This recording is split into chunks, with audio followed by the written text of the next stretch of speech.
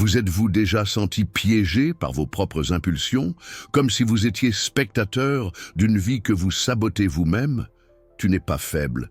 Vous êtes simplement fatigué de réagir sans réfléchir, de répéter des schémas qui vous font du mal, de promettre des changements qui ne viennent jamais. Mais aujourd'hui, tout peut commencer à changer.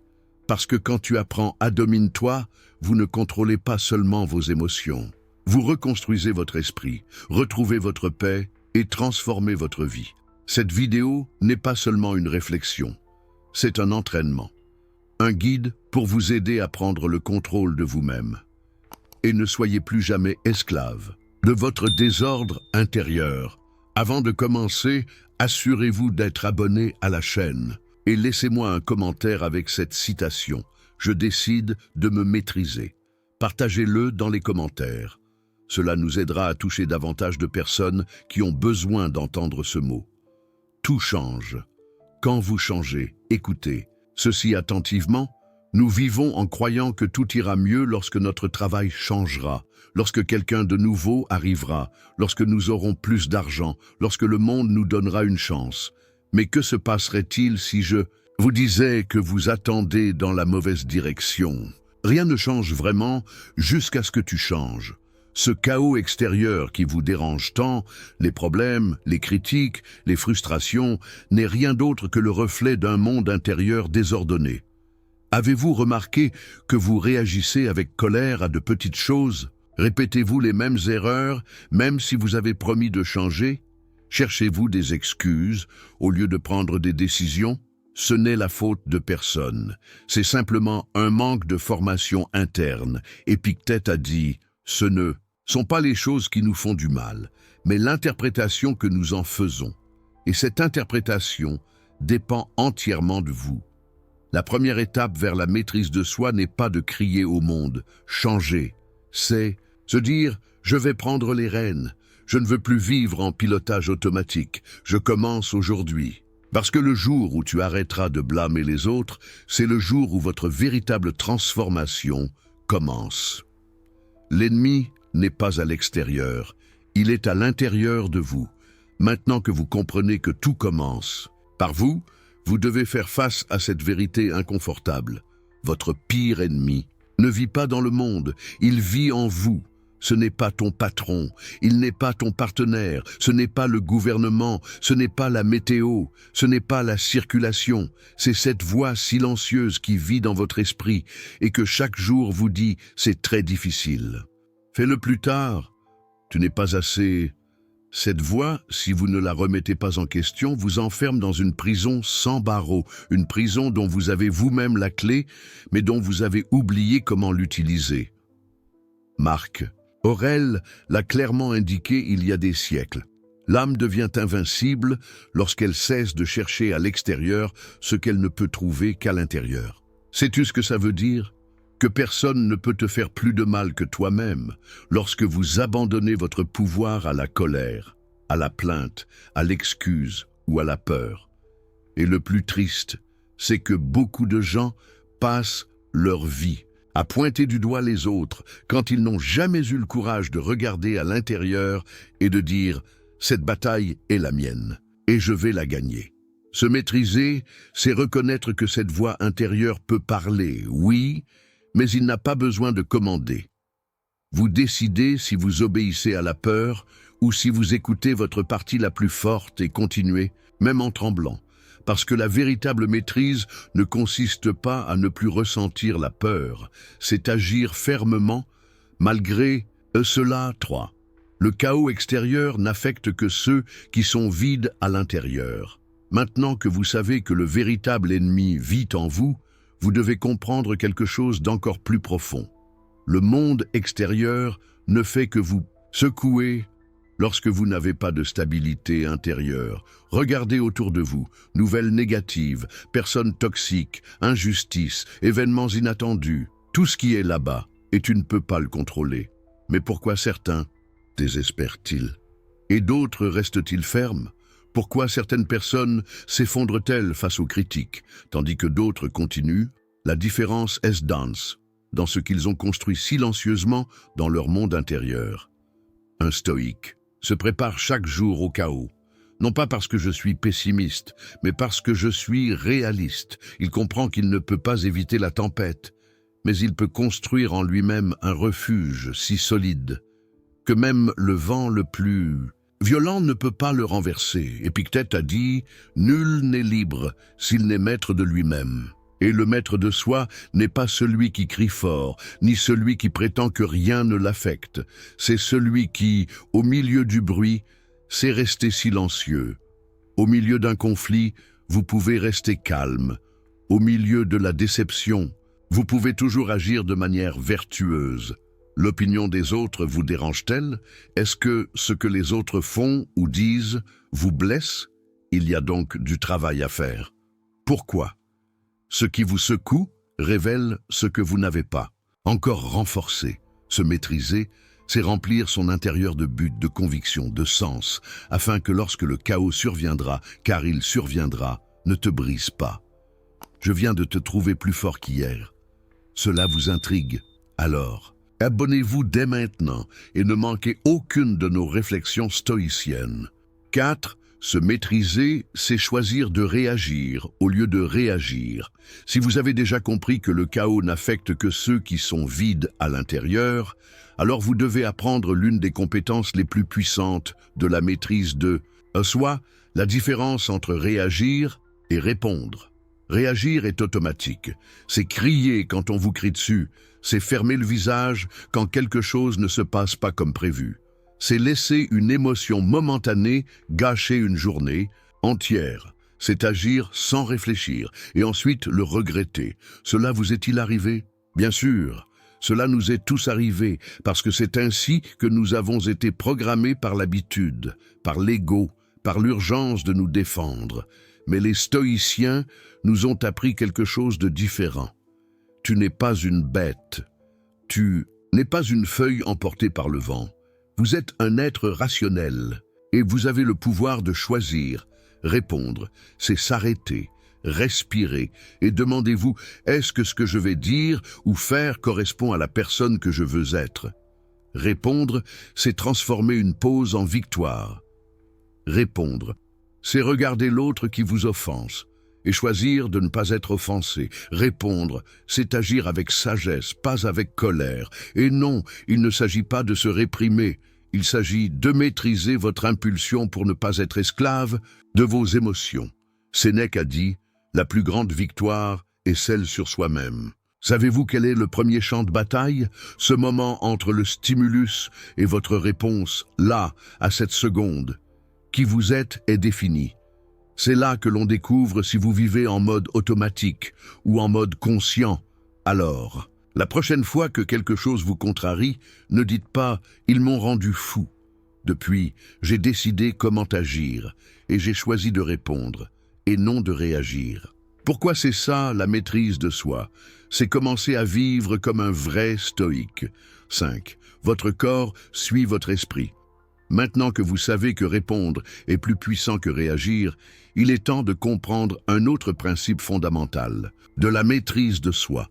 Votre corps est le reflet de votre esprit. Si votre esprit est en guerre, votre corps le crie, des douleurs qui apparaissent sans raison, fatigue qui ne disparaît pas même avec du repos, tension dorsale, insomnie, anxiété, essoufflement. Cela vous semble-t-il familier? Ce n'est pas une coïncidence, c'est le langage du corps lorsque l'esprit n'a pas été pris en compte, parce que personne ne peut vivre en paix si son esprit est plein de bruit, et personne ne peut avoir une véritable santé si chaque pensée est un fardeau. Savez-vous ce que font les stoïciens? Avant de s'occuper de l'extérieur, ils nettoient l'intérieur. Ils ne sont pas obsédés par un régime alimentaire parfait, mais plutôt par une pensée claire. Ils ne passent pas des heures à rechercher le plaisir, mais plutôt à cultiver le silence. Marc Aurèle écrivait dans son journal chaque matin, pour vider votre esprit, trier vos émotions et revenir au centre. Parce qu'il comprenait que son corps, comme celui de tout le monde, était un temple, et seuls ceux qui vivent avec conscience peuvent l'habiter. Votre corps vous fait-il mal? Avez-vous du mal à dormir? Manquez-vous d'énergie même si vous N'avez rien fait de physique? Peut-être que votre corps n'a pas besoin de plus de café, mais un esprit plus calme, et cela se construit avec des pensées nobles, avec une respiration consciente, avec des moments de pause, avec intention. La maîtrise de soi signifie aussi rester assis en silence, et je vous demande, comment je me sens intérieurement? Que porte mon esprit que mon corps ne peut plus contenir? Parce que la douleur qui n'est pas libérée, le corps finit par la crier, et vous n'êtes pas venu au monde pour vivre tendu, malade ou épuisé. Tu es venu pour être fort, lucide, serein, et cela commence à l'intérieur. La discipline vous libère. Si le corps suit l'esprit, alors vous devez savoir que l'esprit a également besoin d'une direction ferme. Et ce guide s'appelle discipline. Oui, je sais ce que beaucoup de gens pensent lorsqu'ils entendent ce mot. La discipline est quelque chose de rigide, d'ennuyeux, de difficile. Mais ce n'est pas de la discipline, c'est une imposition. La véritable discipline, la discipline stoïque, n'est pas une prison. C'est la liberté de ne pas être esclave de ses impulsions, liberté de ne pas dépendre de la motivation pour agir, la liberté de faire ce qui est juste, même quand vous n'en avez pas envie.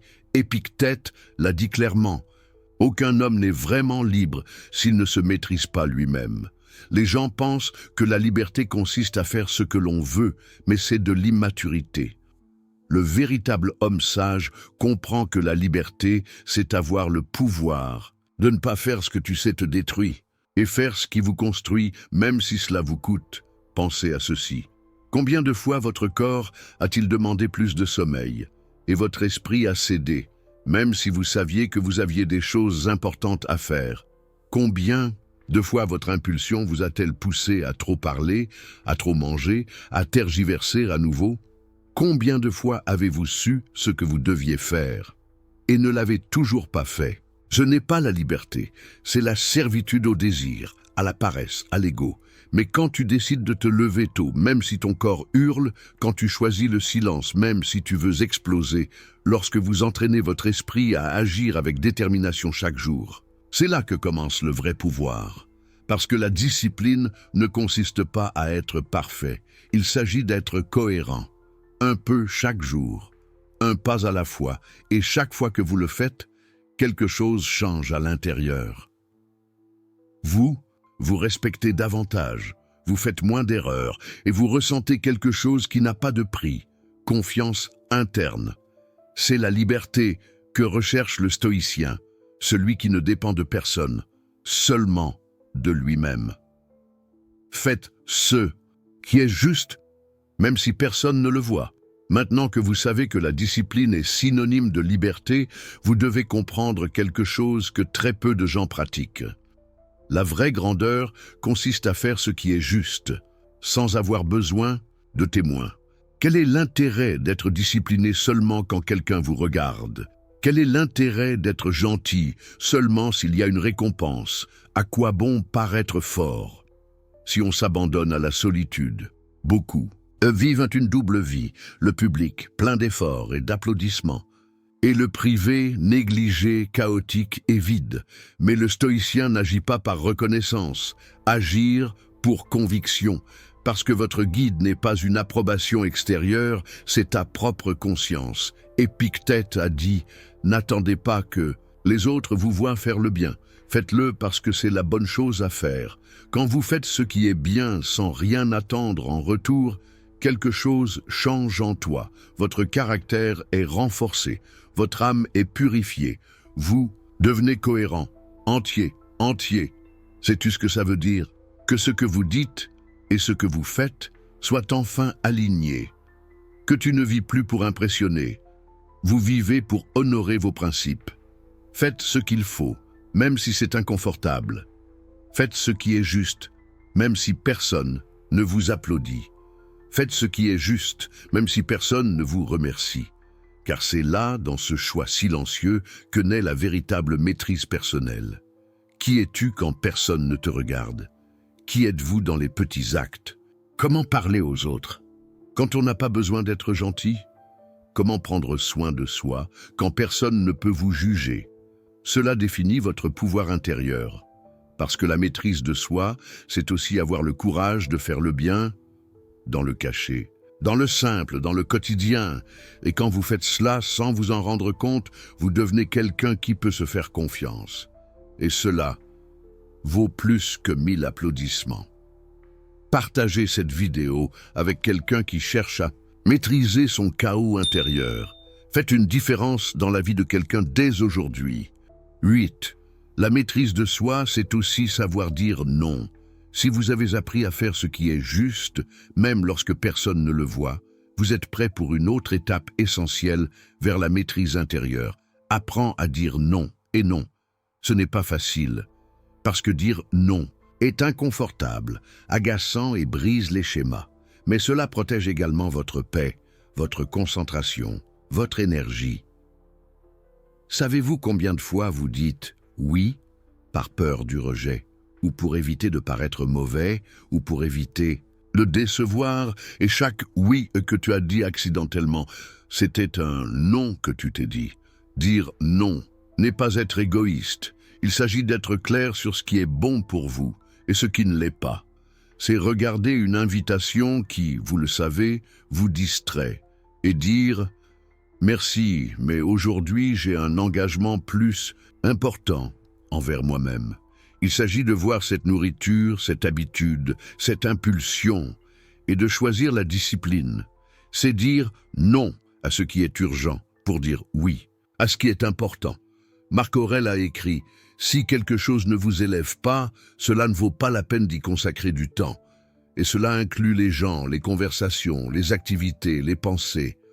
Parce que la maîtrise de soi, c'est aussi fermer les portes, bloquer l'écart entre ce qui interrompt votre processus, bloquer l'accès à ce qui vous prive de temps, de paix ou de sens.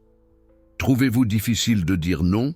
Alors demandez-vous, est-ce que je dis oui pour faire plaisir aux autres ou pour honorer mon objectif? Est-ce que j'accepte par habitude ou parce que cela me construit, parce que chaque fois que vous dites consciemment non, vous choisissez de grandir, vous prenez le contrôle de votre vie, vous prouvez que vous ne vivez pas pour plaire, mais pour accomplir ta mission.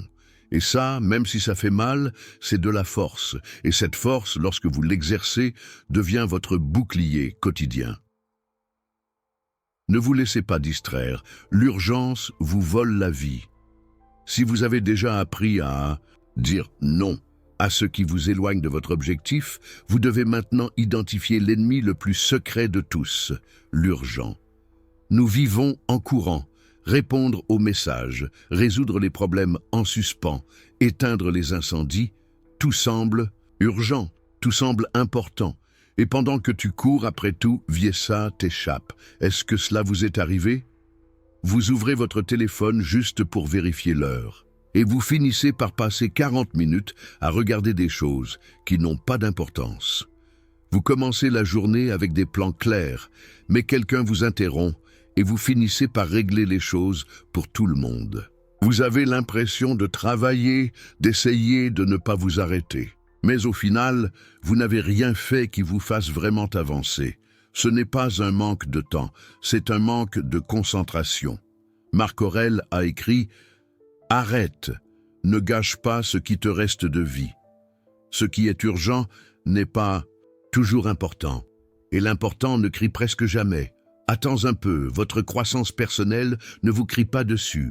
Votre corps ne vous crie pas dessus, jusqu'à ce qu'il tombe malade.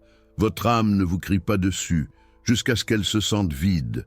C'est pourquoi se maîtriser, c'est aussi savoir sur quoi.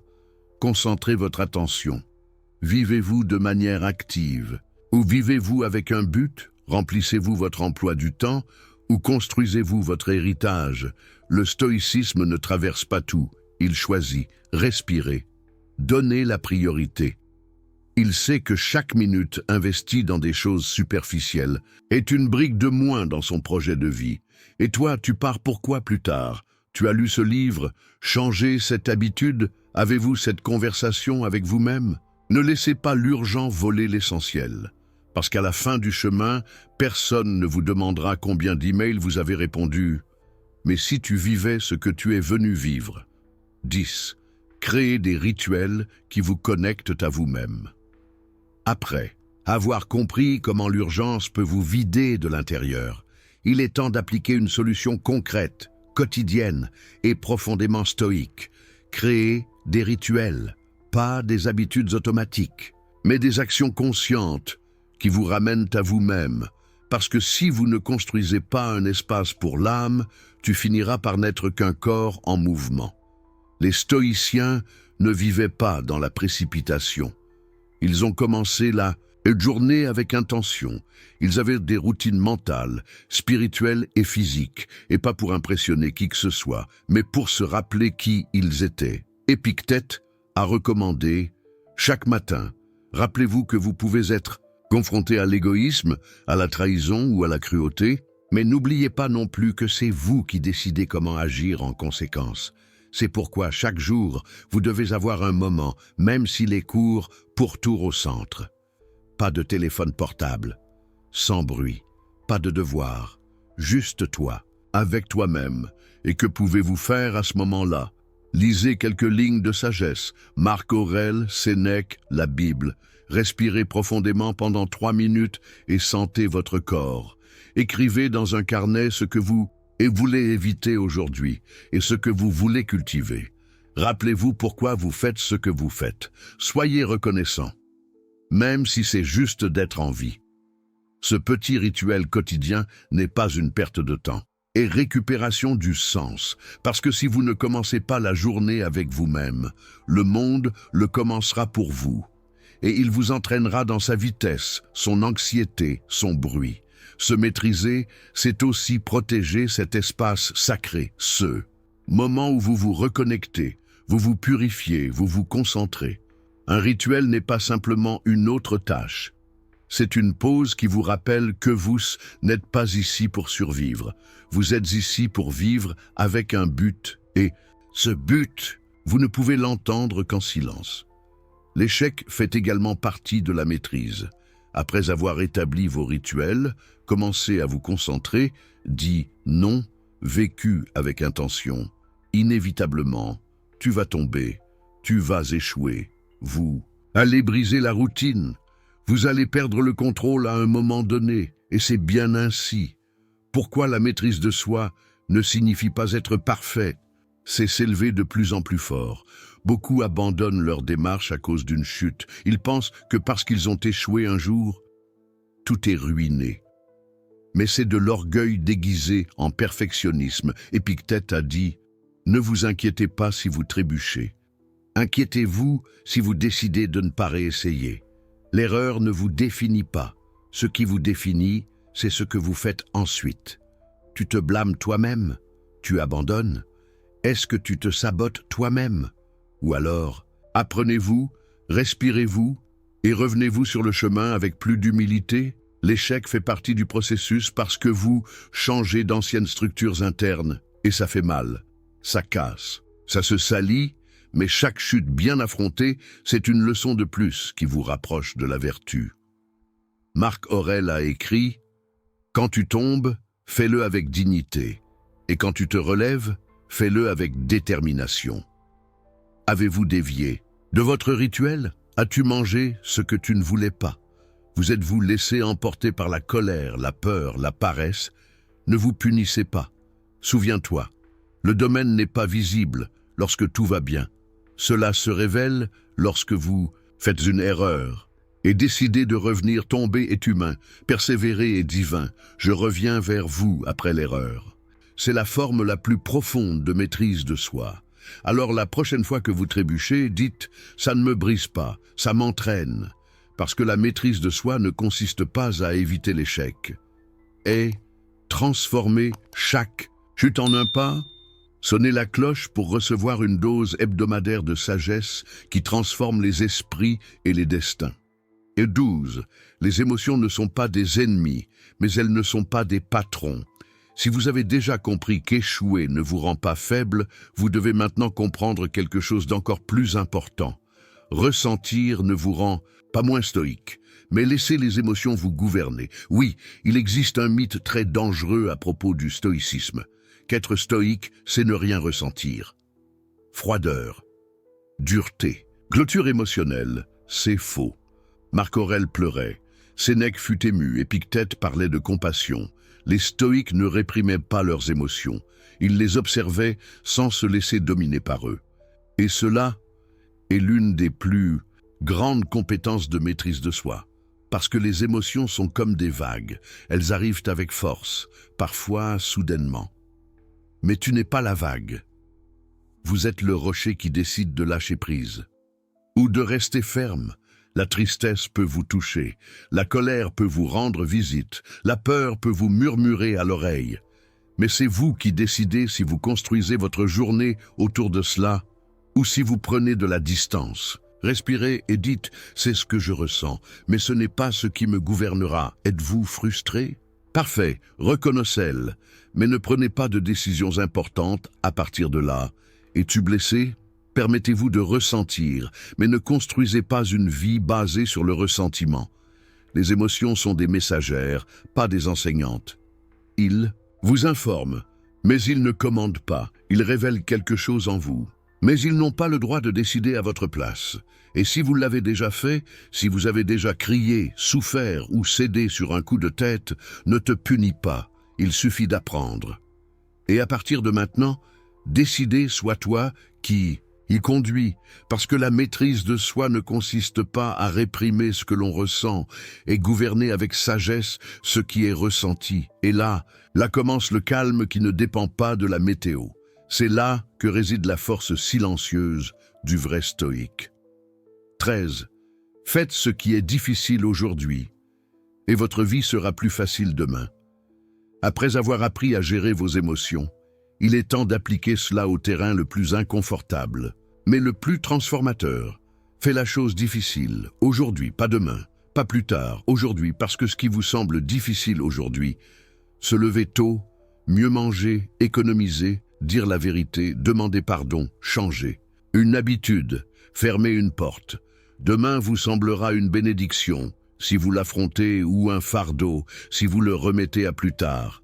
Sénèque l'a dit sans détour, plus vous évitez la douleur, plus vous la multipliez. Et c'est vrai, celui qui évite de parler honnêtement accumule les mensonges. Celui qui évite l'inconfort vit limité. Celui qui évite l'effort physique tombe malade. Celui qui évite de regarder à l'intérieur se perd à l'extérieur. Savez-vous ce que fait le stoïque? Regardez ce qui le dérange. Et allez-y directement. Non pas par masochisme, mais par liberté. Parce que chaque fois que vous faites ce qui est difficile pour vous, vous devenez plus fort. Et chaque fois que vous remettez à plus tard ce qui est important, la vie devient plus difficile. Faites la chose difficile aujourd'hui. Levez-vous 1 heure plus tôt. Dites ce non, qui est difficile pour vous. Laissez tomber cette excuse. Passe cet appel. Demandez de l'aide si vous en avez besoin. Arrêtez cette habitude qui vous retient. Commencez ce projet que vous évitez depuis des années. Fais-le, même si tu n'en as pas envie, même si vous n'êtes pas motivé. Faites-le parce que votre futur vous remerciera. Et si vous échouez, car cela arrivera parfois, ce n'est pas grave. Tu respires, et demain, tu le fais à nouveau, parce que la vie ne se construit pas en un jour de gloire, mais dans 1000 décisions difficiles prises en silence. Et vous êtes là pour ça. Marchez vers ce qui est inconfortable, et faites-en une partie de votre pouvoir. 14. Votre vie est le reflet de votre esprit.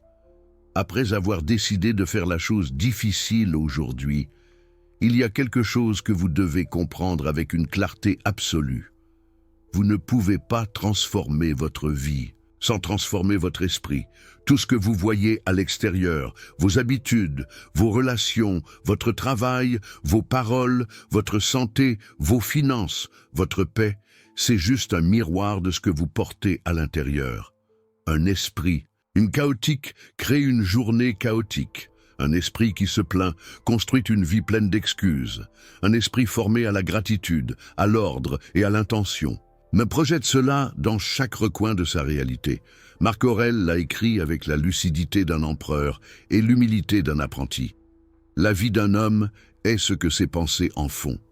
Avez-vous l'impression de ne pas progresser? Tout est confus.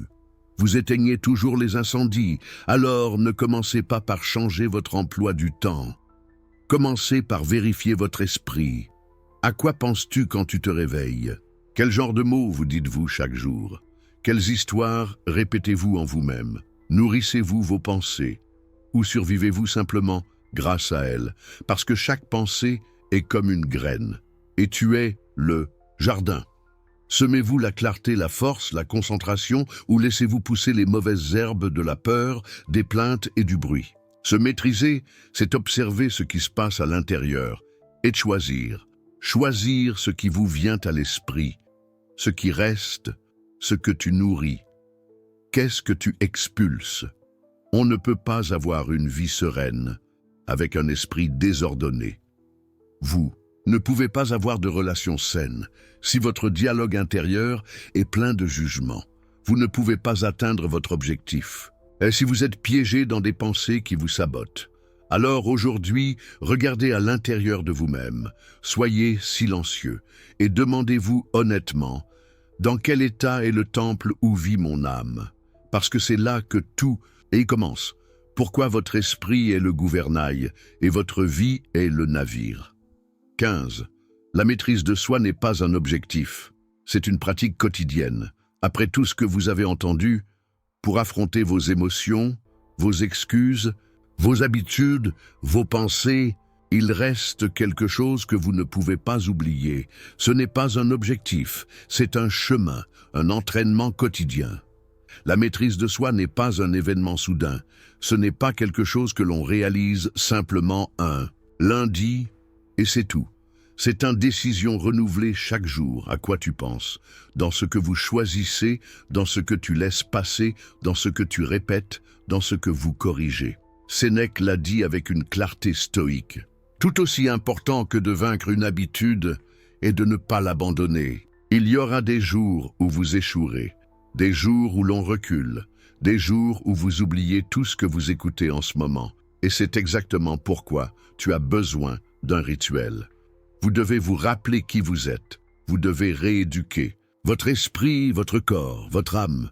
Un stoïque se réveille en sachant qu'il ne contrôle pas le monde, mais il contrôle son attitude devant lui. Et c'est pourquoi il entraîne son esprit comme un guerrier, entraîne son épée, avec respect, avec persévérance, avec détermination. Vous n'avez pas besoin d'être parfait. Vous n'avez pas besoin d'être plus rapide que quiconque. Vous n'avez pas besoin d'avoir toutes les réponses. Tu as juste besoin. Abandonnez pas le processus et reviens vers toi à chaque fois que tu te perds, parce que la domination ne se crie pas, elle se vit. Ce n'est pas démontré, c'est pratiqué. Ce n'est pas attendu, c'est construit. Et si tu arrivais ici, c'est parce que tu as déjà commencé. Aujourd'hui, avec cette pensée, avec ce souffle, avec cette décision, démarrez votre domaine et avec elle, votre nouvelle vie. Peut-être que vous combattez le monde depuis des années, alors qu'en réalité, la bataille la plus importante était contre soi-même. Peut-être avez-vous tout donné pour les autres, et tu as oublié de te donner ce dont tu avais le plus besoin, discipline, direction et respect de soi. Mais écoutez ça, il n'est jamais trop tard pour commencer. Il n'est jamais trop tard pour regarder à l'intérieur et reprendre le contrôle. Vous n'avez pas besoin d'être parfait. Il vous suffit de prendre une décision. Aujourd'hui, je décide de me contrôler.